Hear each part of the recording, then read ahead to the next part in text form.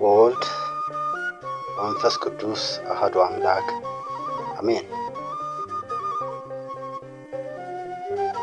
መኖር ሲደክምህ በሚል ርዕስ ማለትም የኤልያስ ታሪክ መሪ ቃሉ ደግሞ አቤቱ ይበቃኛል፣ እኔ ከአባቶች አልበልጥምና ነፍሴን ውሰድ ብሎ ለመነ ከሚለው የአንደኛ ነገሥት ምዕራፍ 19 ቁጥር 4 መነሻ በማድረግ የዛሬ መንፈሳዊ ትምህርታችን እንጀምራለን።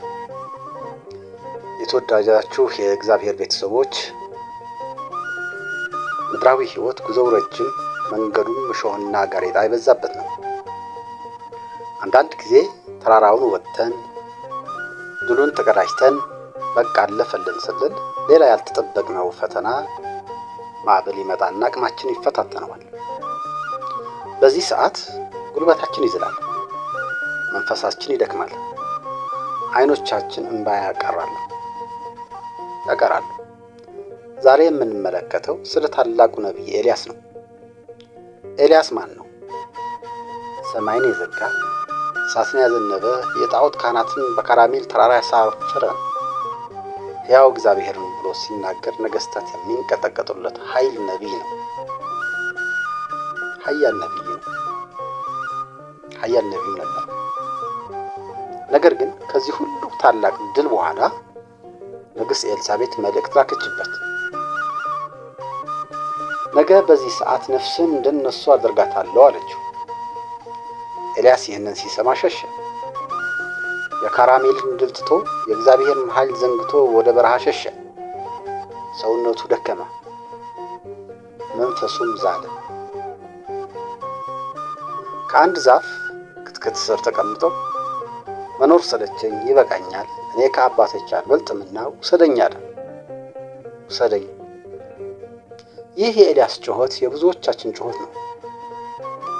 ጌታ ሆይ ይህ ሁሉ መከራ ይበቃኛል፣ መኖር ሰለቸኝ፣ ማረፊያ ስጠኝ ያልንበት ጊዜ ስንት ነው?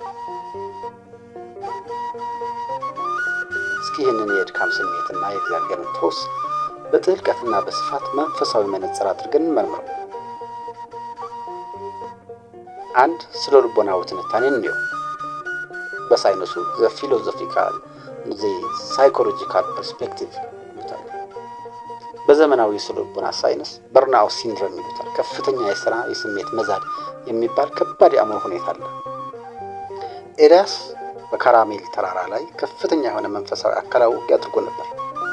450 የአል ካህናትን ብቻው ተጋፍቷል። ብቻው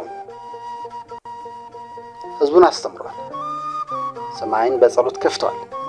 ከዚህ ሁሉ ከፍተኛ የአድሬናሊን ፍሰትና ውጥረት በኋላ ሰውነቱ አእምሮ እረፍት ሲያጣ ድንገት የባዶነት ስሜት ተሰማው። ይህ በስነ ልቦናው ትንታኔ ነው። እንዴት እንደሚተነትነው ሳይንሱ ነው። ኤልያስ ከአባቶች አልበልጥምና ልሙት ሲል በእውነት መሞትን ፈልጎ ሳይሆን ይህ የሚያሰቃየኝ ሕመም፣ ፍርሃት፣ ጫና ይቁምልኝ ማለቱ ነበር። በስነ ልቦና ጥናት መሰረት ሰዎች ራሳቸውን ማጥፋት ወይም ሞትን የሚመኙት ሕይወትን ስለጠሉ ሳይሆን በሕይወት ውስጥ ያለውን ሕመም መሸከም ስላቃታቸው ነው። ኤልያስ የደረሰበት ደረጃ ይህ ነበር።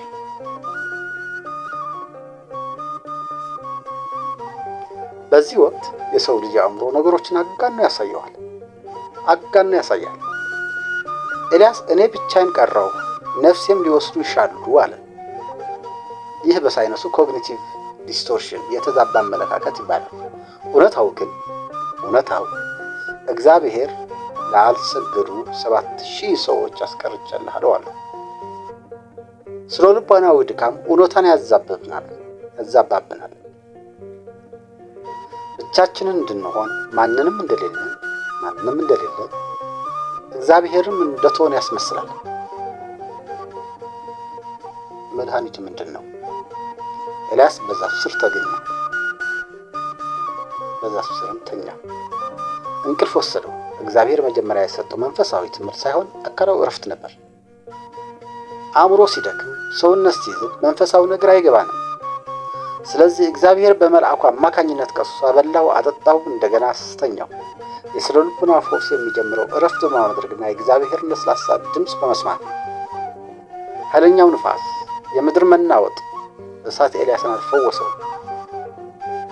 የፈወሰው የምትነፍስ ቀጭን ድምፅ ናት። ጩኸት በበዛበት ዓለም አእምሯችን የሚፈውሰው በጸጥታና በእርጋታ ውስጥ ባለው የእግዚአብሔር ድምፅ ነው።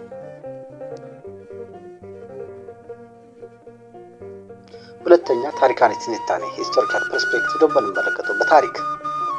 በቤተ ክርስቲያን የገዳማዊ ሕይወት ታሪክ ውስጥ የገዳማውያን አባትና ኮከብ የሆነው ቅዱስ እንጦንስ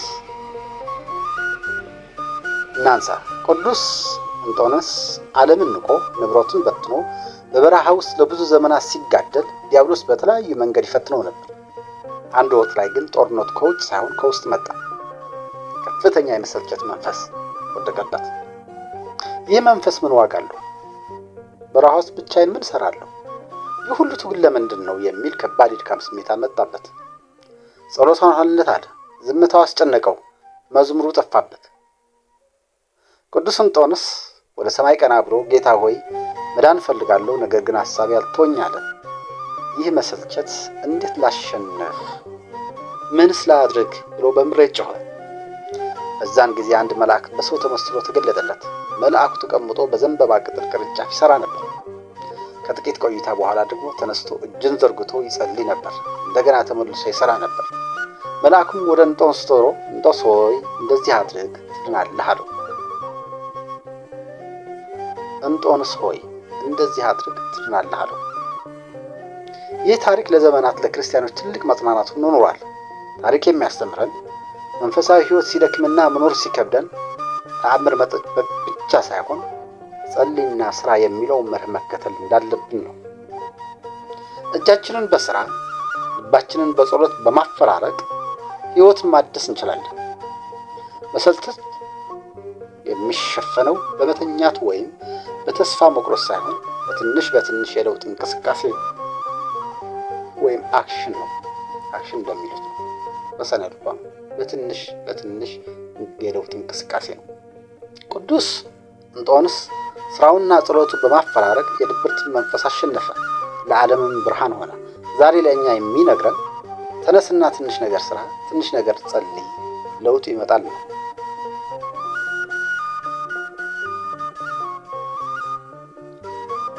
ሶስት አንድ ምናባዊ ታሪክ እንገራችሁ። ይህንን ጥልቅ የህይወት እውነት ለመረዳት አንድ ምናባዊ ታሪክ እንጨምር። በአንድ ወቅት በአንድ ታላቅ ኦርኬስትራ ውስጥ እጅግ ውድና ስሙ የታወቀ ቫዮሊኒስት ነበር። ይህ ቫዮሊን እጅግ አስደናቂ ልብን የሚነካ ሙዚቃ ይጫወት ነበር። ነገር ግን የቫዮሊኑ ክር ሁልጊዜ እንደተላጠጠ ነበር። ክሩ ማረፍ ፈልጎ ነበር። አንድ ቀን ምሽት ክሩ ሙዚቀኛው በሆሎ ሐሳስ ድምፅ እንዲህ ብሎ መለመነው። ጌታዬ እባክህ ዛሬ ማታ አላላልኝ። ሁልጊዜ እንደተወጠርኩ መኖር ደከመኝ። እንደ ሌሎች የተበጠሱ ክሮች ወይም ሳጥን ውስጥ እንዳሉ ገመዶች ዝም ብዬ መፍታት እፈልጋለሁ። ይሄ ውጥረት ሊቆርጠኝ ነው፣ እያመመኝ ነው። ምናባዊ ታሪክ ነው። ለምሳሌ ነው የምሰጣችሁ። እንጂ አይናገርም፣ ቫዮሊን አይናገርም። ሰው ግን ምሳሌ እንዲሆናችሁ ብዬ ነው። ሙዚቀኛው ቫዮሊኑን በረጅሙ ተመለከተው። በእርጋታና በፍቅር ፈገግ አለ። ከዚያም እንዲህ አለው፣ ወዳጅ ሆይ ያንተን ህመም ይሰማኛል። ነገር ግን አንድ ሚስጥር ልንገርህ። አንተን የማለልህ ከሆነ እኮ ዋጋ የለህም። አንተን ዋጋ ከላላሁህ አንተ ዋጋ የለህም አለው። ድምፅህን የሚጠፋው፣ ሙዚቃህ የሚሞተው፣ ዋጋህ የሚረክሰው በተላላህና በተኛህ ጊዜ ነው። ያንተ ክብር ያለው በውጥረትህ ውስጥ ነው። ሰዎች የሚወዱህ፣ የሚያዳምጡህ፣ በዋጋ የሚገዙህ በዚህ ጭንቀት ውስጥ ሆነህ በምታመጣው ጣፋጭ ዜማ ነው። አንተ ስትወጠር ዓለም ይጽናናል አለው። ሙዚቀኛው ቀጠልና አይዞህ፣ ከመጠኑ በላይ እንድትበጠስ አልፈቅድም። ነገር ግን ዜማው እንዲወጣ ውጥረቱ ያስፈልጋል። ክሩም ይህንን ሲሰማ በውጥረቱ ውስጥ ሆኖ ማመስገን ጀመረ። አመሰገነ። ለካ ሰው የሚያበክረኝ ስለተወጠርኩ ነው አለ። ወዳጆቼ ኤልያስም ሆነ እኛ ሕይወት የወጠረችብን መከራ የበዛብን ለመቀጣጫ ሳይሆን ቅዱስ ዜማ እንድናወጣ ነው። መከራው ሲበዛ ውጥረቱ ሲጠብቅ እግዚአብሔር ከእኛ የሚሰማው የጽናት ዜማ ዓለምን ይፈውሳል። መኖር ሲደክምህ እየተቃኘህ እንደሆነ አስብ እንጂ እንደተጣልክ አትቁጠር። ህመሙ የሙዚቃው አካል ነው። ይበቃኛል አትበል። ሙዚቃው እግዚአብሔር መቼ እንደሚበቃ ያውቃል። ይህ ነው። 4 መጽሐፍ ቅዱሳዊ ትንታኔ እንየው። አሁን ወደ አንደኛ ነገሥት ምዕራፍ 19 እንመለስ። እግዚአብሔር ለደከመውና ለወደቀው ኤልያስ ያደረገለት ነገር ምን እንደሆነ በዝርዝር እንመልከት።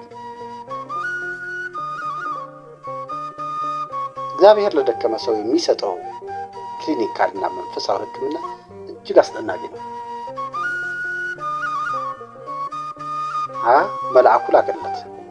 ኤልያስ ተኝቶ ሳለ መልአኩ መጥቶ ዳሰሰው። እግዚአብሔር በተስፋ መቁረጥ እንቅልፍ እንድንቀር አይፈቅድም። መዳሰሱ ፍቅርን፣ ቅርበትን ያሳያል። ኤልያስ ሆይ አንተ ብቻህን አይደለህም፣ ሰማይ ከአንተ ጋር ነው የሚል መልእክት አለው። መብል ሰጠው። መልአኩ ተነሳና ብላ አለው። የተሰጠውም የገብስ ቂጣና ውሃ ነበር። እግዚአብሔር ለምን ሸሸህ፣ ለምን ስፈራህ ብሎ አልተቆጣውም። በቅድሚያ ያስፈለገው ስብከት ሳይሆን ጉልበት ነበር። ይህ በቤተ ክርስቲያን ምስጢራዊ ትምህርት የክርስቶስ ሥጋና ደም ምሳሌ ነው። ኤልያስ ያንን ቂጣ በልቶ 40 ቀንና 40 ሌሊት እንደሄደ እኛም የሕይወትን መንገድ ለመጨረስ መከራን ለመቋቋም የሚያስችለን ሰማያዊ ጉልበት የምናገኘው ከቅዱስ ቁርባን ነው።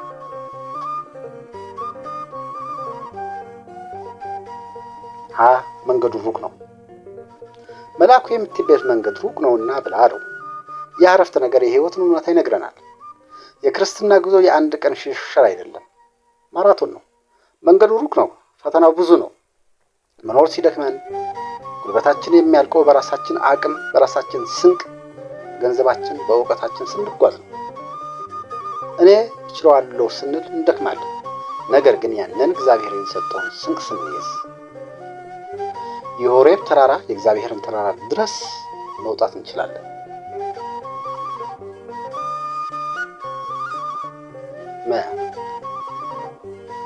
የለስላሳ ድምፅ መልእክት። በመጨረሻም እግዚአብሔር ራሱን ለኤልያስ ገለጸ። በኃይለኛ ነፋስ ውስጥ አልነበረም፣ በመሬት መናወጥ ውስጥ አልነበረም፣ በእሳት ውስጥ አልነበረም። እነዚህ ሁሉ የኤልያስ ቀድሞ የነበሩበት የኃይል መገለጫዎች ናቸው። እግዚአብሔር በምትነፍስ ቀጭን ድምፅ ነበር።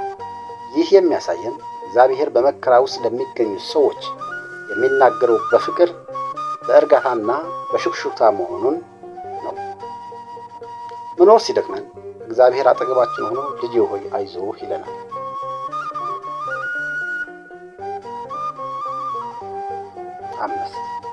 የቅድስት ድንግል ማርያም ተራዳኢነት። የኤልያስ ታሪክ ያለ እመቤታችን ምልጃ ሙሉ አይሆንም። ኤልያስ በዛ ሰው ተኝቶ ሰው የራቀው ተስፋ የቆረጠ ሰው ነበር። መልአኩ መጥቶ እንዳጽናናው ሁሉ እኛም በሕይወት ዛፍ ስር ወድቀን በኃጢአት ደክመን በድሮ ተሸንፈን ስናለቅስ የምትመጣልን ርኅሩህ እናት እመቤታችን ቅድስት ድንግል ማርያም ናት። እርሷ የታመኑትን ተስፋውን ሁሉ ለመሂማን የደከሙት ምርኩስ መርሃ ለዕውራን ናት። የታመኑት ተስፋሆሙ ለመሂማን የደከሙት ምርኩስ መርሃ ለዕውራን ናት። ነቢዩ ኤልያስ በኋለኛው ዘመን ዳግም እንደመጣ ይታመናል። ነቢዩ ኤልያስ በኋለኛው ዘመን ዳግም እንደሚመጣ ይታመናል። እመቤታችን ግን በየቀኑ በየሰዓቱ በጸሎት ለደከሙት ትመጣለች። ልክ ኤልያስን ተነሳና ብላ እንደተባለው እርሷም በምልጃዋ ልጄ ሆይ ተነሳ፣ የልጄ ቸርነት ገና አልለቀቀህም፣ ተስፋ አትቁረጥ፣ መንገዱ ገና ነው ብላ የሕይወትን ቃና ታቀብለናለች። በስደት ሀገር፣ በሆስፒታል አልጋ፣ በእስር ቤት፣ በብቸኝነት ጠለል ውስጥ ሆነው መኖር ደከመኝ ይላሉ ሁሉ የእመቤታችን ስም እንደ ቀዝቃዛ ውሃ ነፍስን ያለመልማል። ኤልዛቤል ኤልያስን ልትገለው ስትፈልግ ኤልያስ ግን ሸሸ። እኛ ግን ጠላት ዲያብሎስ ሲያሳድን የምንሸሸው ወደ እመቤታችን እቅፍ ነው። በእርሷ አማላጅነትና የተጽናና ጉዞውን ጨርሳል እንጂ መንገድ ላይ አይቀርም። እርሷ የድካም መድኃኒት ናትና። የተወደዳችሁ የእግዚአብሔር ቤተሰቦች ዛሬ ምን ተሰምታችኋል? ምን ደክማችኋል? አቅማጣችሁ? ነገሩ ተወሳሰባችሁ? ኤልያስ በዛፍ ስር ያየ አምላክ ዛሬ ያያችኋል። ተስፋ አትቁረጡ። ስሜታችሁ የሚነግራችሁ ውሸት ነው፣ ብቻችሁን አይደላችሁ። እረፍት አድርጉ። እግዚአብሔርን በጸጥታ ጠብቁት። ተነሱና ብሉ። ወደ ቅድስት ቤተክርስቲያን ቅረቡ። ስጋውና ደሙን ተቀበሉ። ጉልበት ይሆናችኋል። ይበቃኛል አትበሉ። ገና ብዙ የምትሄዱበት መንገድ፣ የምትሰሩት ታሪክ፣ የምትወጡት ተራራ አለ። እግዚአብሔር በመከራ ውስጥ ሁናችሁ እንድታበሩ እንደ ኤልያስ ለትውልድ እንድትተርፉ መርጧችኋል። ስለዚህ የኤልያስ አምላክ ያበርታችሁ። የድንግል ማርያም አማላጅነት አይለየን። የመላእክቱ ጥበቃ፣ የቅዱሳኑ ጸሎት ከሁላችን ጋር ይሁን። ወስብሐት ለእግዚአብሔር ወለወላዲቱ ድንግል ወለመስቀሉ ክቡር አሜን።